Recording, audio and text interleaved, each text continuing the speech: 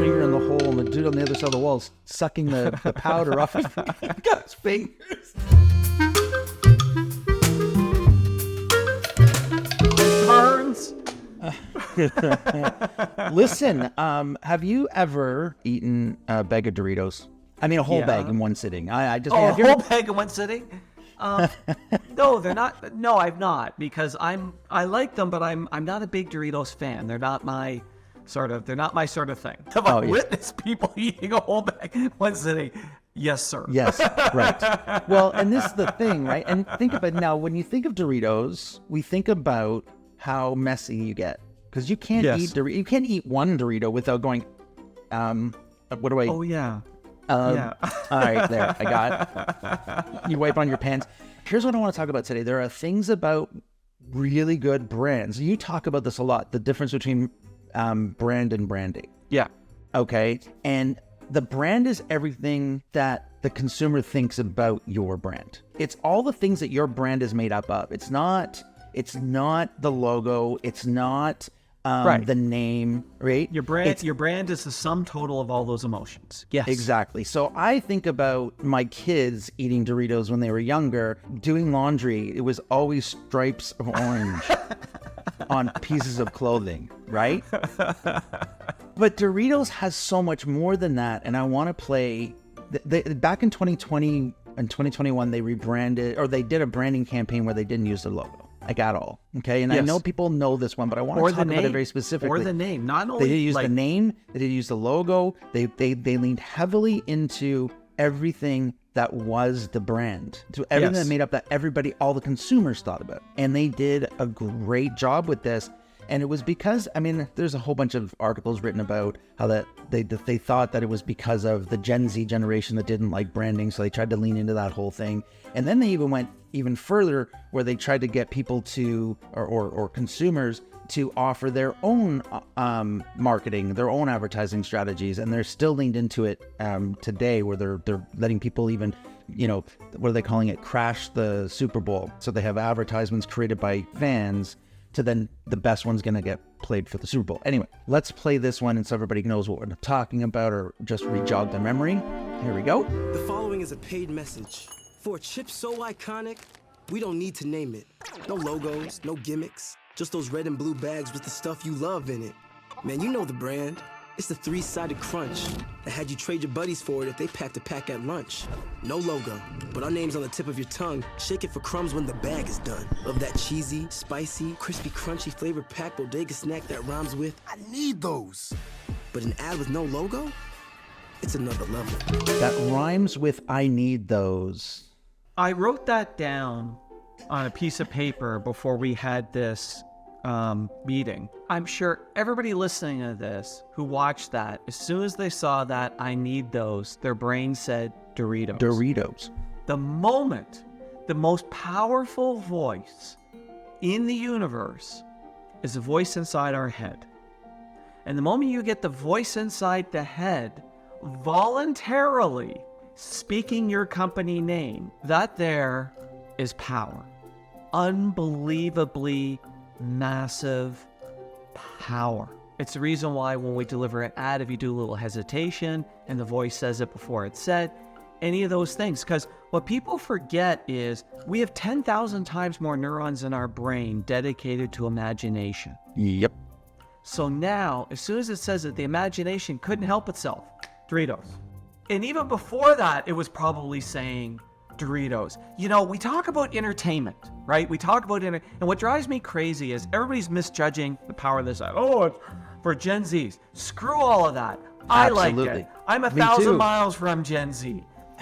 Here's the reason. Here's the freaking reason. I'm old. I'm not Gen Z. I wanted to throw your age at you. I wanted to say, 1,000, maybe 1,000,000 miles from Gen Z. A million miles from Gen Z. Sorry. Yeah. Like, Jesus Christ. I've got kids older than Gen Z. But anyway, here's the thing that's crazy about it. We talk about entertainment, and everybody immediately goes comedy, or maybe they go drama. But what they forget is mystery is a form of entertainment. Yes. We've done a little red bag, blue bag.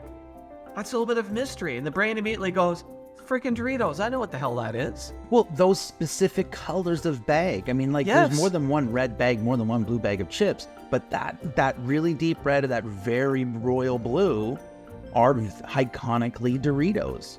I mean, Yes. screw that. Screw that. They've made every ad that has a triangle in it a Doritos ad, right? Yes. We talked about this with Tide, remember? Oh my God! Any And ad with a if clean Tide shirt. had run with it, they would have owned the world. Right? Oh my God! Yes. Right. So we already talked Yes. about that one, but this is what I mean. Like they've used the one that really stuck to me was obviously the one with the guy with the white shirt, right? Wipes his fingers off. And listen, and they leaned into that in another whole campaign where they had the finger cleaning machine, and it was a dude sitting on the other side of a wall. You put your finger in the hole, and the dude on the other side of the wall is sucking the powder off his fingers. Right? You would think that was a negative. It's not a negative. It's how your brand is perceived. So use it. Lean into it. You know, here's the interesting thing on that is good for them. Because I could very easily see a boardroom where that idea would have been shot down. Because do we want to highlight the fact? And when you get into the stage, and here's the other part that drives me crazy when businesses do it. Do we want to highlight the fact? It's like, the customer isn't stupid. They already know if they buy this for their kids that this is what's going to happen. The customer's not stupid. That's Own it. it. That's right. Own it. Did Right. you know when you bought Doritos for your kids that this is the laundry problem you're going to be dealing with? Yes, Unfortunately, you knew. I did. Yeah. Yeah. And that was We before don't ever try. telling you that it was going to happen. You knew it was going to happen. No, but that's exactly it, right? And here's what I'm going to say. It was really hard for them to approve this ad. There's no way it wasn't hard to take the logo completely off. They had to know that they already lived in the minds of the consumer, like you said. Yes. Being able to say the name inside the brain. I mean, like musicians do this all the time. You ever gone to a concert and they're singing and then the chorus comes on and the artist throws the microphone out and they're like this and they shut up and everybody sings their, oh, hello, that's right, it's awesome. Right? And so this is my point. Like they realize that their consumer identifies with shaking the last couple of crumbs out of the bottom of the bag. They did a whole billboard campaign at the same time where all they did was they had a triangle. Yep. And it said cool. It said a triangle and said cheesy. There was no logo. It was just a triangle and cool for Cool Ranch, and it was blue. And then so they know their brand. Guys, if you create an amazing brand, understand that people will follow it. They'll know it. They'll live it. They'll breathe it. But don't be afraid of it. Don't shy away from your brand. And then you did a podcast on the Empire Builders podcast about crema. Oh, right. Yes. Right? Which was the negative part, the foam on the top of an espresso. And so they leaned into that. Right. Well, and just for history, when Gaggia invented the modern espresso machine, which makes espresso under pressure, that little film, people were scooping that film off. They were scraping it off going, what is this guck? Right. Until all of a sudden it was named, right? And it was named La Crema de Natural. So in other words, natural coffee cream. Right. And today, if an espresso doesn't have that, there's something wrong. It can't be good, right? It can't be good. But it was that whole, it's leaning into it and owning it. But the thing is, what they're understanding when they're doing this ad by leaving things out and allowing the consumer to imagine it, we're engaging way more of the brain. We're creating interest and we're creating space in the brain. Yeah. Way too often, advertisers want to tell everybody, look, we've had the situation where people are phoning in, asking questions on an ad, and all of a sudden the advertiser is saying to us, oh, well, we got to do this because we got people phoning, asking the question. No, you got people phoning, asking the question. That's a good thing. Yes. Leave some room for some imagination. It stimulates stuff in the human brain. 100%. Awesome. Listen, I'm glad that we got to do this one. I love the idea of realizing that the brand is more than just the logo. We talk about it in different things, but channel aligning all of your messaging. We talk about that a lot. Building out a brand that has multiple pieces. Listen, McDonald's has done this really well. Apple has done this really well. There's lots of really good examples of building out brands, but Doritos, a very emotional product to consumers. They said, screw it, we're just going to take the brand out. I mean, they did everything right up to during the campaign, they removed their logo from their social media. So they took all of if you landed on their, if you went to their page, they took that off. They even had it at one point, and I didn't see it live, but they had it so it's at www.orangetriangle.com. Like, that's brave. You put your logo or your website address out there is www.orangetriangle.com. But it's the sum of the parts, guys. It's the powder fingers. It's the crumbs at the bottom of the bag. It's the triangle shape. It's the colors of your bag.